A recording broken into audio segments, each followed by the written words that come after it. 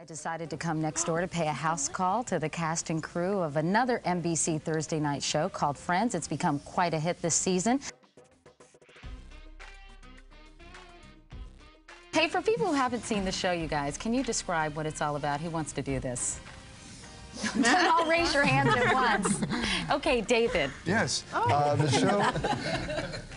The show's about 6 individuals who live in the Big Apple, and each of them has separate careers and love interests, and are in that phase of their lives where they're not relying on their parents anymore for financial stability, and are not yet settled with a husband or wife, or I was, but or kids, and so we're in that kind of gray area where we're relying on our friends for kind of emotional support and spiritual support, and trying to make it on our own in the big city. As you all well know, we've spent some time talking to the cast of ER, and they say it's really, the show is the star. It's an ensemble cast. Do you all feel that way? Do you feel like the show really evolves around a single character, or it's more the interaction between all of you? Jennifer, I feel like a teacher.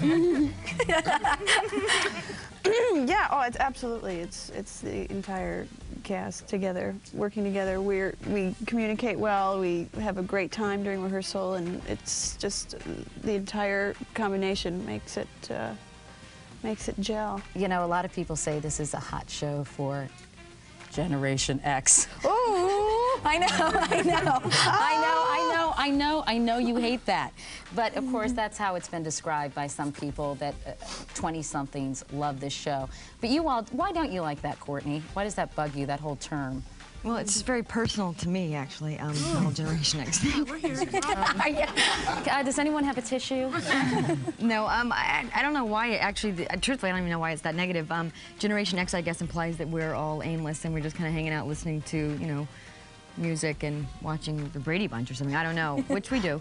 But I think that it just implies that we're aimless and we're not. We all know where we're going and we're trying to get there, and I, of course, am there. I'm doing what I want to do, sorry. Yeah, exactly. You're sort of the stable member of the cast, well, aren't you? I'm the chef, so I'm the chef. That's what I am. Need I say more? Member chef. I think I've said it all. And Lisa, tell me about your character quickly, because you are the same, well, you're the twin sister of the person you play on Mad About You, right? Yeah. And you're sort of as ditzy as she is, correct? In a different way. Ditzy in a different way, yeah. It's very different. Phoebe listens really carefully, I think, to what everybody's saying. It's just, her response doesn't go through like the circuits it would for other people. Comes out something different. And Ursula, who's the waitress on Mad About You, doesn't even listen at all. She doesn't even bother. Matt, are you surprised that the show has been so successful? It's like the #2 comedy, isn't it? Is that right? Yeah, it is. #2 new comedy. Really? Yeah, did you know that? No. Didn't know that. I mean, yes, you did. You guys are pulling my leg, aren't you? You didn't? Well, gosh, I'm so glad I could educate you here this morning. But I mean, is it kind of a shock that the show has been so successful, or what do you think about it?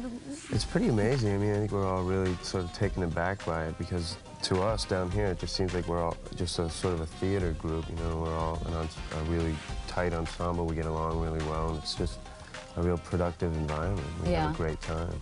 Now, Matt, too, what were you doing before you landed this role? Oh, I was on every canceled show that George Clooney wasn't on.